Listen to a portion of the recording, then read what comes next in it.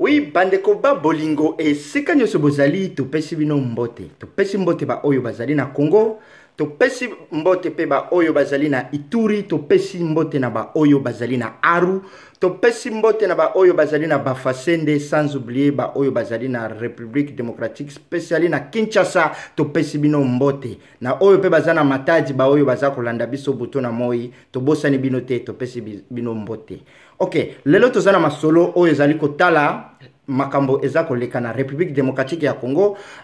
Na kote mosusu nakoki koloba kombo na nga na bengami na kombo ya Papi Kombe naza ndeko na bino, mais to bengi bino ndeko na biso Placide Koso ameka ko yebisa biso wa situation muke oyo ezali koleka na République démocratique ya Congo, mais tozana masolo ekozala mulai muke, mais tozotala kaka makambo ndenge nini ezali koleka na mboka. Ndeko na biso Placide mbote. Mbote ndeko Papi Kombe. Santé ndenge nini? Santé za malamu? Nangolo Yesu Christ santé zali malamu.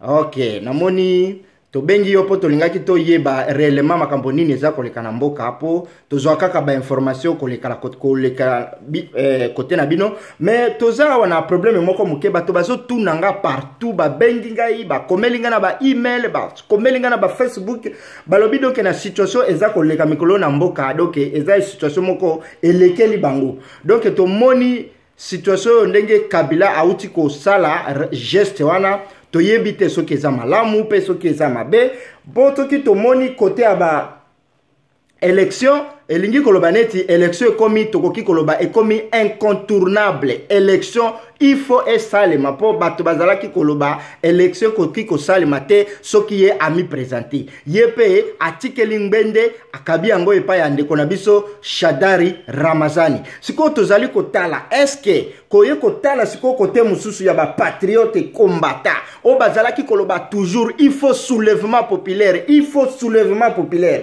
Sikoyo tokoki koloba ndenge nini soulèvement populaire échoué, ou bien situation zako kende ndenge nini, ou bien bato nyonso bazako convaincu kaka bakende na ba élection. Sikoyo wana to yebite soki tokoki kosala ndenge nini, ou bien to ba combattant ba diminuer, ou bien donc eza makambo moko elekeli biso. Sikoyo to yebite o bazo continuer soulèvement populaire, ou bien bato mosusu ba komoloba oyo ekomi kindoki oyo ekomi nini. Sikoyo to yebite sikoyo na ba situation nyonso wana pardon tokoki koloba ndenge nini lilobe pa na yo ndeko.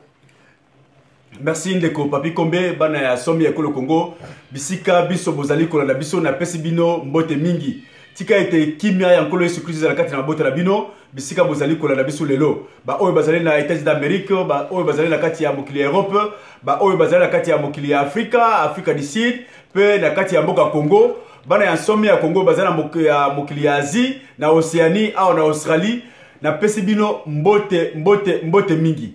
Lokola boyebi ndeko ya bino Placide Koso oyo azali koloba na bino to sololi mwa mingi pe dakanisi pona ngonga oyo bapesi ngai muke ekozala litomba mingi te po ite bana ko se présenter tika ete kimia ya Yesu Christ zakati na bino.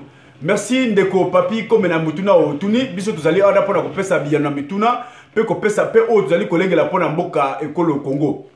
Na kanisi na ba situation ya Congo tango tozaki ba décision ya kosala Congo na kati ya mouvement na biso to bengi LIDAP autonomie libération d'abord démocratie après ezali biloko oyo to salaki na tsaki na place après ete tozui ba temps ya kokanisa pe komona esika nini Congo euti esika nini Congo mboka na biso ezali pe esika ezali kokenda et peut to reni ba élément nyonso ba évidence nyonso to lobete mboka na biso ezali sous occupation. Alors, na kati ya occupation, ezali na ba valeur oyo boko kosalela yango te lokola élection. Élection ezali valeur ya liboso ya démocratie oyo to sala kati ya occupation te. Yango to lobi il faut d'abord to libérer mboka na biso na kati ya boumbu ya esclavagisme, na kati ya boumbu ya occupation oyo koti lelo to libérer yango nde to kozonga kopesa bana ya mboka bonsomi na bango bapona ba oyo balingi po bakama mboka wana yango to bengi démocratie to bengi ba élection. Bana ya somi ya ekolo Congo na kanisi na ba émission tosali mwa mingi ndenge bozali pe ko se souscrire ndenge bozali kolanda biso na pesi bino merci pa bate ezali litomba oyo bozali kosala ba message bozali kotindela biso ba encouragement ba commentaire na bino ezali ko pesa biso sur makasi po itoke na liboso pamba te bozali pe ko sepela ba émission na biso yango na pesi bino biso merci ba oyo bazali ko sepela pe ba lingi ba oyo nini tozali ko concevoir na kati ya mouvement na biso bole mate ko se souscrire pamba te ko se souscrire ezali contribution na bino na o etali bitumba to ba ki na ba émission bako passer tant on de ko tuna ki motuna nini to ko sala pour que ba contribuer bande comme sous bazana ba makambo na Congo ba contribuer ndenge nini to ba ki moko ya contribution ya ba combattants ya bande à travers le monde c'est de prendre le message patriotique le message au bazana ko pesa la libération bokabola yango à travers le monde pa on a besoin de contribution na yo tant on se souscrire aux messages na biso au kaboli bande comme sous zali pe contribution na yo même na ya motema na yo conscience na yo et bien j'ai fait quelque chose pour mon pays voilà pourquoi tu as besoin de contribution à mon nation ya Congo pour na bitumba o ya libération ezali te que yo tala batu baso ko beta maboko bazali ko binela yo sambo bazali ko binela yo teko te ezali bitumba pour na mboka nyiso to pamba te tamo bo sombi ekokota ekozala bo sombi ya tous les Congolais. Merci. Tu peux par exemple mingi ya la situation dans le Congo. Tu peux par exemple d'abord il y a prison. Je suis un ancien prisonnier. Na yebi que quand on a dans la prison, j'ai été élu secrétaire général de la prisonnier na kati ya prison centrale ya Makala. Et le jour Salemaki ba voter ngai comme secrétaire général, c'est-à-dire moto ya liboso ya ba prisonnier na kati ya prison Makala. Directeur du Dozali, paix à son âme secrétaire général Bekaou, paix à son âme Bazali Batouana. Mais vous sentez quelque part, même si vous êtes élu, mais vous vous sentez na kati ya prison. Mais il y a la démocratie, va voter. Mais comment ça ne vaut pas la peine parce que malgré cela vous êtes limité. Tu peux si exemple, on a pour la c'était Congo et na kati ya prison. Oh bozali ko sala ba élection, donc la ba élection, ça ko la bozali ko pona un gouverneur na kati ya prison. Vous êtes toujours prisonnier. Alors la meilleure chose c'est quoi? Il faut que ça la makasi bo se libérer pour que vous ayez une vraie élection. Tu peux par exemple on a prison pour l'exercitation de la RDC. Tu peux si exemple il y a l'ICC football, ou tu bengi soccer. Surtout tu bien été ezalika au tu dans la carte lelo ya Congo, tu as problème ba club té. Tu as problème té ba au club loko la Vita Imana, Mazembe, Bilima, Sangabalembe. Wala ezali biloko o etali ba parti politique. Ba parti politique ezali loko ba club. Mais là tu as besoin de ça la équipe nationale pour que tu sois contre ba paya. Ba paya ezali ba nguna o ba eko équipe na mboka na biso. Yango na il faut to sangisa bana tu as sommi au Congo. Ba o bazali na discours ya libération. Ba va comprendre le vrai problème ya Congo. Tout soutenir Bango pour na libérer Mboka. Yango tu vas exemple on a football, bande copé, bande dimaki, pe ba sepre nango. Tout ça les continuer. Ba évidence qui passe bande kozali ebelé. Le lo bozali comme na lelo oyo. Mboka ko la République démocratique du Congo. Oh bino so boye biba na soma ekolo. Nkita na biso, place na biso na kati ya RDC. Makambo etali politique na Afrique. Mais batu ya minene ya mokili bazali ko la kati ya Afrique, bazali koleka na Rwanda. Bolali lelo dernièrement tourné à président chinois. Ayen Afrique mais na Rwanda a comme na Congo démocratique té. Ba tu amine le bazali ko na kati ya Afrique ba comme kana DRC na Congo démocratique té. Ba keda na Rwanda. Pas mati na Rwanda ba kozwa makambo tu balingi na kati ya Congo. Ezali kolimbola nini? Qu'est-ce qu'on appelle ça? C'est-à-dire Congo ezali province moko ya Rwanda. C'est-à-dire Hippolyte Kanambe ezali gouverneur ya province wana et président ya Congo azali Paul Kagame parce qu'à partir de Rwanda muto oya lingi azwa loko na kati ya Congo akozwa yango. Combien de fois to pesa ba démonstration que RDC azali sous-occupé. Par exemple to pesa yango ebele. To la visite Hippolyte Kanambe azali congolais té. To pesa exemple ebele. La preuve c'est que azali kotangisa makile ya bana mbo ba somme Congo le Congo butu pe moy. Pourquoi? Parce que azali na ni papa ni maman, azali na tata ya mwasi te, azali na nokote, azali na cousin te, azali na cousine te, azali na nièce te, azali na neveu te na Congo. Il s'en fout. Tu peux ça exemple là ba mission sur le bien était ma décision msusu ya mabe mutenga sala na mokili ou bien na pouvoir azali na yango akoko revoir yango parce que akota la libota na ye atali mwasi atali bana alobi soki na sali mabe oyo lelonga akoko kima mais na kokimi samboka na ngai na kokimi sa bandeko na ngai te natika yango. Voilà pourquoi des fois batu ba revoir ka décision na bango à cause de la responsabilité sociale mais ye azana yango te. Le coup la zali na de côté, ce qui est yini lelo, azui boîte na ye, azui ce qui pepo na ye, azui ma ndengenini, akimi, atikibino na iolela. Il s'en fout, il est capable de verser les salles de Congolais à tout moment. Kozo ba mercenaire, kozo tubaya kili ko boma, kozo mandoki, ezali problème pour na été parce que azali na motote na Congo oyo akoko yoka motema pasi pour que asala mabe. Donc il s'en fout. Et ça n'est pas évidence, il y a occupation. To pesi yango ebele, mais to kolembate, pas maté to lobaki était, lelo na kati ya Congo, to zalina évangile ya libération. To pesi référence ya Bible, pas maté mouvement na biso lidap, ezali pe mouvement spirituel. Bible ezali conscient na biso. To lobi était tellement pour la komeli ba galette. Alors bite ezala anzelu ya Nzambe akiti ayena message oyo ngai na pesi bilote ya Yesu Christ lokola mona ya Nzambe mobikisi na biso bondi mela ete qu'il soit maudit boyebi yango lelo oyo tout politicien qui parlera de la démocratie au Congo, qui parlera de projets de société au Congo sans faire allusion à occupation azali à côté à réalité ya mboka. Nous préférerons dans le temps, Moto le bas clair, que le pays est sous-occupé. Il y a des envahisseurs, mais moi je préfère aller aux élections parce qu'au travers de l'élection, on a libéré Mboka. Après, si nous avons un élément de libération pour la choisir l'élection. Oui, alors, il y a un mandoki pour libérer Mboka. Après, si nous avons la possibilité de mandoki naïe, parce que tout le monde a mission que à quoi bon de verser le sang des Congolais pour rien pour un pifonabino. Voilà pourquoi tu as koloba jusqu'à la fin. Parce qu'ils allaient serment auto signaki. Tu le bâti dans Zambie, il faut que ça la mboka na biso ezali héritage au pesi biso to kolembate. Voilà pourquoi jusqu'au dernier souffle à vie na biso to kolembate ko défendre mboka na biso. Ba critiquer te to kolembate. Pourquoi to kolembate bandeko? RDC ezali ya yo, ezali ya ngai, ezali ya biso nyusu. Omoko za mo paya po oyebate ezali mboka na yo te oboma yango. Mais mwana ya mboka ya somi ya Congo azali toujours na makila ya Congo akolinga mboka kufa te. Na kopesa biso ba illustration simple. Peut-être na ba illustration na kopesa bato ba comprendre nga pe ba solo ke mboka ezali na situation oyo to libérer d'abord mboka.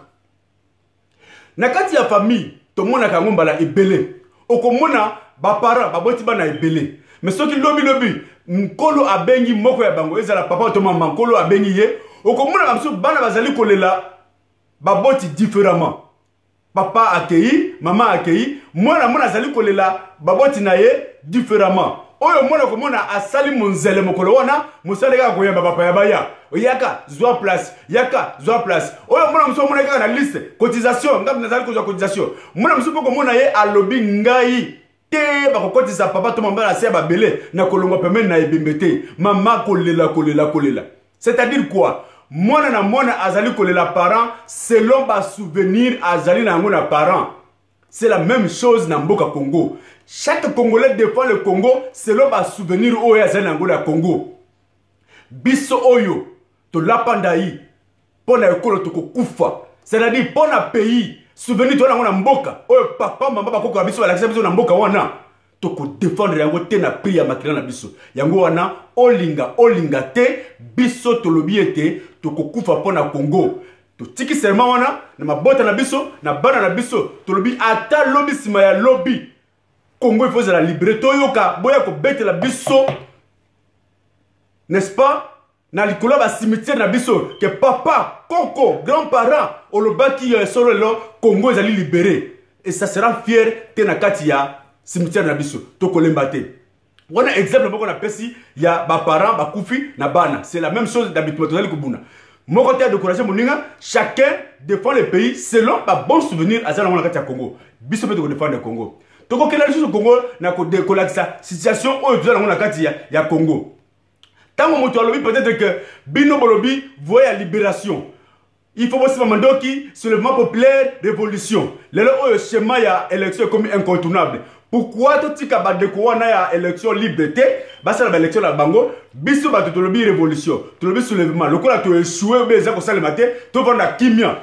Na ko pesa sur illustration mususu ya muke oyo biso boyebi yango. Qu'est-ce qui arrive des fois? Moi na muke, soki akay ko nyata salité. Mais pourquoi batika kay nanda côté parce yemo comme takisi salité wana za zotu ngaye. Akela ki libana yisi salité azoko tellement akatanda ko. Pourquoi tout le monde se précipite pour que balongola yango? C'est parce que ceux qui ont longoli était et ko déranger ba tunyo surtout ndako kokoma na solo ya mabe boko za la kimiate. Alors il faut passer la tout bon longola yango. Donc deux fois tango tozali biso na kati ya ndako na kolinga moto moko na mabete passe mabe na ebe ko contaminer ngai.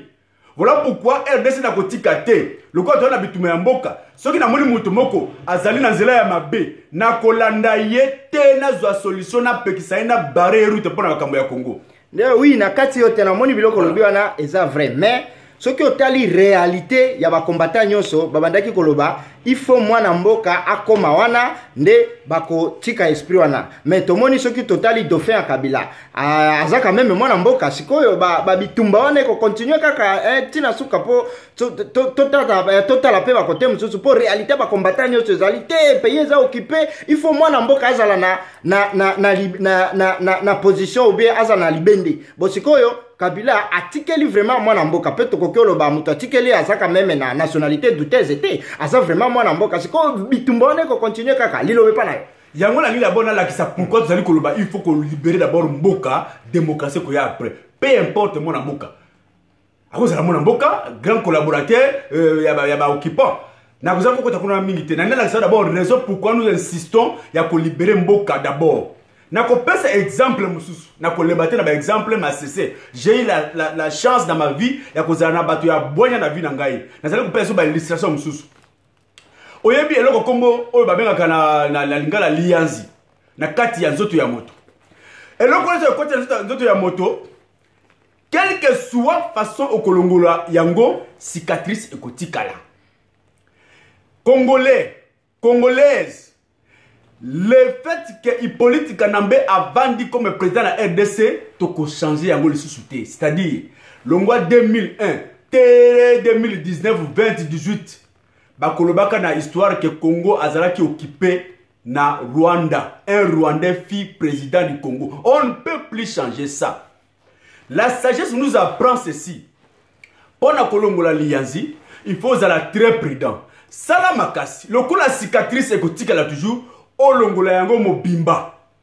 Pourtant olongola yango mobimba, oko soigner cicatrice na yo, le pe kolongwa, mais yango elongwi, tu es sûr que elongwi. Mais attention, ce qui est panzani, makina yango ekobota mayazi mususu pe korise et déformer yo. Ça c'est une sagesse. Pourquoi je prends cet exemple là? Le logo bozali kombona na kati ya Congo. Ba méthode ya liboso ba okipa ba kila na kati ya Congo. C'est-à-dire ba mettre en place ba province ya Mike vers province dans l'espoir que ba se doter moi ma belé na bango moko enfin que ma belé wana ba kona bato quand j'appelle koko na bato c'est-à-dire ba kana kozwa bato ba botama wana te ba tia bango ba peupler bango ezala terre na bango bozali kolanda ekaya minembwe oyo comme territoire azarwa c'est Ruberwa le Rwandais a pesi yaya na pas comme chef de chef coutumier c'est-à-dire quoi lobby ezala bokana ba élection. Tant qu'on va l'élection de la députation, Minembwe ekobimisa toujours un candidat qui sera rwandais na ba député nationaux ya RDC. C'est-à-dire, dans le Parlement congolais, pour toujours, il y aura toujours un Rwandais. On va dans le territoire rwandais parce qu'il n'y a que des Rwandais. Donc, déjà, pour toujours, la RDC sera infiltrée. La décision est surtout, il y a Mboka. Le secret d'État. On va dans le Parlement. Rwanda a toujours informé parce que virus moko ekoti na kati. Makila mabe ekoti na kati ya parlement. Voilà pourquoi tu le dis qu'il faut révolution parce que quand il y a une élection et là on est tika la libella. Donc on sera toujours infiltré pour toujours. Il y a une élection tant mboka ezali na occupation, tant mboka ezomi na bapaya. Il faut révolution parce que on permettre biso to récupérer étendu mobimba ya RDC. Tout ça la sûr que bana ya mboka ya Congo les vrais Congolais ne bakozala bana ya mboka oyo bakokama mboka na kati ya parlement. On sera en mesure ya kozwa ba secret d'état, kozwa ba décision pour défendre notre pays vis-à-vis même d'un voisin sans que le voisin aille bas.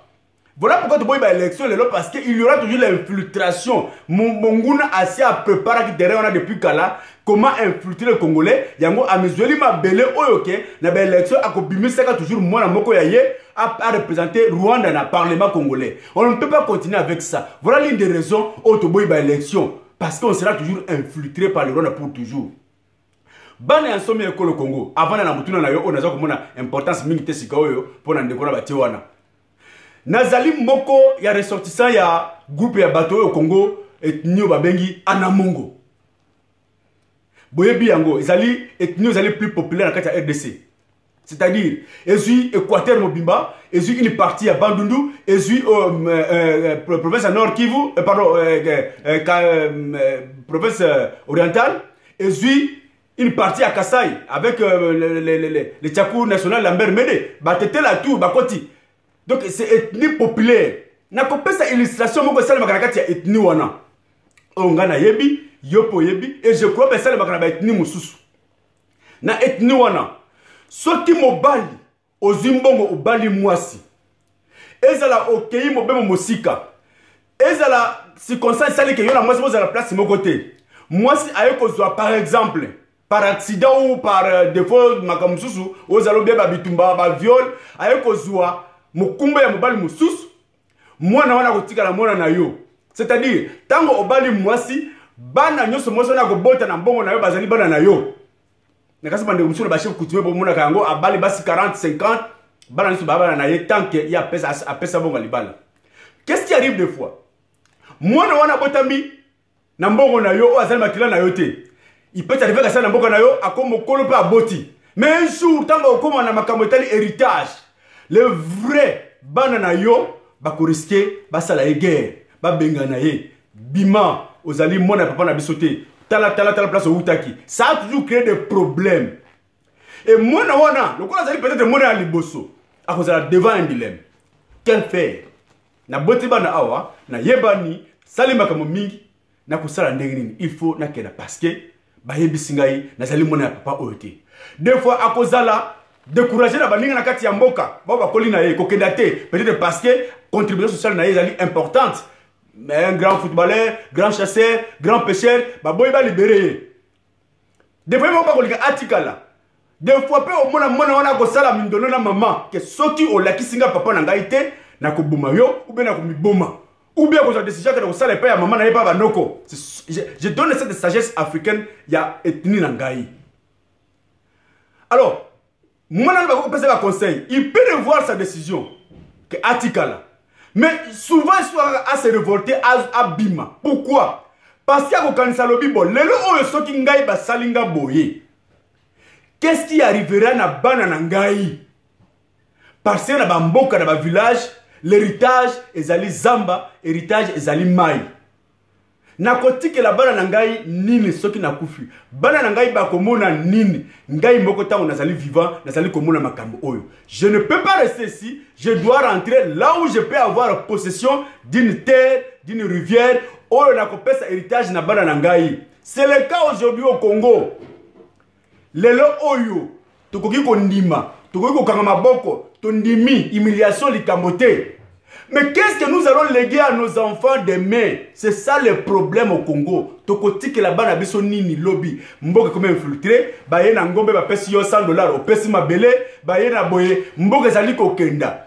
Lobby ce biso de legi. Bana ya bana na biso ba kozwani na Congo. C'est ça le problème. Voilà pourquoi nous disons il faut la libération, tous se libérer. Na munguna pour que tous mboka na biso, tous la sûr que mboka comme mboka na biso. Bana ya bana na biso bakovana na mabele ya bakoko na bango. C'est ça le grand problème. Quand on ne voit pas ça, on croit tout simplement que le problème c'est le problème politique, c'est la démocratie. Donc on a une élection, ngana zo poste boy, nous a poste boy. Bozali ba collabo parce que bozali na souci ya avenir té. Le sens sacrifice ezalité pour na ko léguer mabele na bana na bino. Voilà pourquoi nous disons à tout prix, il faut la libération. Parce que libération est coupée sa biso mabele. Mabele on a dit que la banane ya banana biso. Le problème ici c'est le problème de la terre. Le problème de l'héritage. Il y a des gens qui sont là qui sont lelo. Ils ont des problèmes à poste politique, ils ont des problèmes à partage ministériel, ils ont des problèmes à majorité, ils ont des problèmes à minorité, ils ont des problèmes à mabele. Voilà pourquoi nous nous battons parce que c'est un problème à mabele dans le Congo. Bon l'embate, mabele on ne négocie pas ça. Yango to lapindaï to lobike to kokufa pona mabele la biso. Et tant to kokufa, tant to zo pas en kolonzambe. To koyebisaye, nous avons défendu la terre. Nenge moko opesa ki David droit à défendre terre à Israël. A kolobana biso, yaka vanda peme na David. To ko vanda peme na David parce que to défendre même cause. Voilà pourquoi nous allons insister sur la question, pourquoi nous tenons la libération au lieu de l'élection. Parce que l'élection, c'est un problème politique. L'élection, c'est un problème de la démocratie. La terre est au-delà de la politique. La terre est un héritage éternel. La politique passera, le système politique koleka, mabele kotikala, le régime koleka, mabele kotikala. On ne peut pas mettre en cause la terre à cause de l'élection à l'élo. On aura encore les élections en 2020, 2030, 2050. L'élection ça les maka. Mais mabele sur le pays et qui libéla. Na motulo tuninga pour Ndeko Shadari, na kanisi na préféré, na zongi la émission spéciale pour na yango. Na zongi la émission zali kula la après oyo, ba ne boza la brancher. Bon, se souscrire, tout ça, qu'est-ce qui s'est passé, pourquoi Kabila a pessillé, place Ouana, pourquoi Poniye, qu'est-ce qui s'est passé en Angola, tout est Sabino, parce que, nous ne sommes pas que des profanes en politique. Vous allez qu'on va pour la bilobelate, je suis politologue, dans les sciences politiques administratives, vous allez peut continuer que ça la yango, peut-être la yango lui enzabe, tu suis peu ma décision, il y a comme mekakoye ko la makambo oyo misu ya mutu mo nakate, c'est-à-dire biloko ya ya mai ou a béni sécurité, makambo vous allez peut ça makato ba na koye ko lango pour que mukolo moko peut ba ndenge nini ya ko défendre na mulili mboka na biso. Yango ça que nazali koloba avec un peu d'autorité parce qu'ils allaient dominer Nangai, ils allaient le faire. Bon, se brancher, on se souscrit, nous allons comme ça l'émission prochaine pour la Makamotali Shadari. Bon, qu'est-ce qui s'est passé réellement na Chouanaï. Beaucoup peut-être déçu que Hippolyte Kanambe n'a pas changé, il n'a pas cédé, il est le même. Les alliés à ruse politique, il n'a rien fait, il restera là-bas toujours. Que Dieu vous bénisse, Ingeta, Ingeta, Ingeta.